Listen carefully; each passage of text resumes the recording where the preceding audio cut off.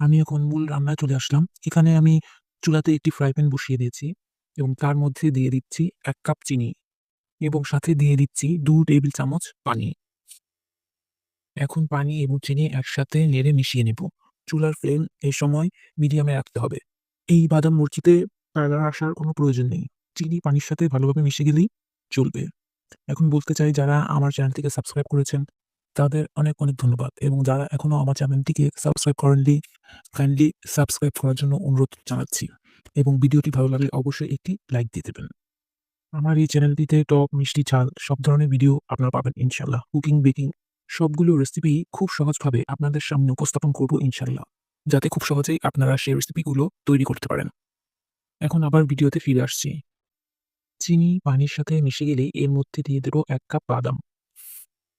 বাদাম দিয়ে ভালোভাবে নেড়ে চিনির সাথে মিশিয়ে নিতে হবে। এখানে আমি আবারও বলছি, এই বাদাম মুরগিতে চিনির রংটা সাদাই থাকবে।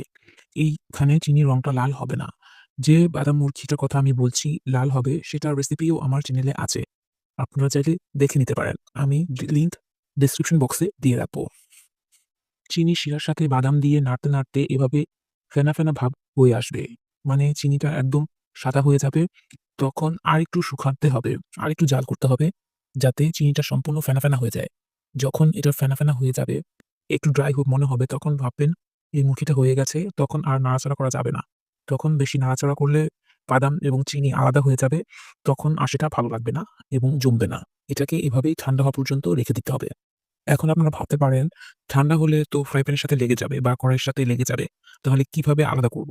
যখন সম্পূর্ণ ঠান্ডা হয়ে যাবে, তখন ফ্রাই প্যানটাকে চুলার উপরে বসিয়ে বা আপনারা যে পাত্রে এই বাদাম মুরগিটা তৈরি করবেন, চুলার উপরে বসিয়ে চুলাটাকে একটু ধরিয়ে দেবেন ১-২ সেকেন্ডের জন্যে। তখন দেখবেন মুরগিটা সুন্দরভাবে উঠে আসছে। তখন আপনারা আপনাদের প্রয়োজন মতো টুকরো করে নেবেন। অবশ্যই আবারও বলছি, এটা যখন হয়ে যাবে তখন নাড়াচাড়া করা যাবে না। না হলে বালির মতো হয়ে যাবে, চিনি এবং বাদাম আলাদা হয়ে যাবে। এখন যেমন বাদাম মুরগিটা হয়ে গেছে, আমি এটাকে ছাড়িয়ে নিয়েছি। এখন আমি তুলে আপনাদের দেখাচ্ছি কত সুন্দরভাবে জমে গেছে বাদাম মুরগিটা। বাদাম মুরগি এখন খুব সুন্দরভাবে হয়ে গেছে। আমি আমার প্রয়োজন মতো টুকরো করে নিচ্ছি। গরম অবস্থায় এটা করা যাবে না। না হলে কিন্তু যেটা আমি বললাম মুরগিটা নষ্ট হয়ে যাবে। চিনির সাথে এরকম চাকা, চাকা ভাব হবে না। আশা করি ভিডিওটি আপনাদের কাছে ভালো লেগেছে এবং বাচ্চাদেরও বাসায় বানিয়ে দিতে পারেন। তারা খুবই পছন্দ করবে। বাহিরের অস্বাস্থ্যকর বাদাম মুরগি খাওয়ার থেকে ঘরে এভাবে বানিয়ে আপনারা অনেকদিন পর্যন্ত স্টোর করতে পারবেন। অবশ্যই শুকনো কোনো বয়ামে বা প্লাস্টিকের জারে এটাকে সংরক্ষণ করবেন। আপনারা মাস ভরেও বাদাম মুরগিটা রেখে খেতে পারেন। তাহলে আজকে এ পর্যন্তই। দেখা হবে নেক্সট ভিডিওতে।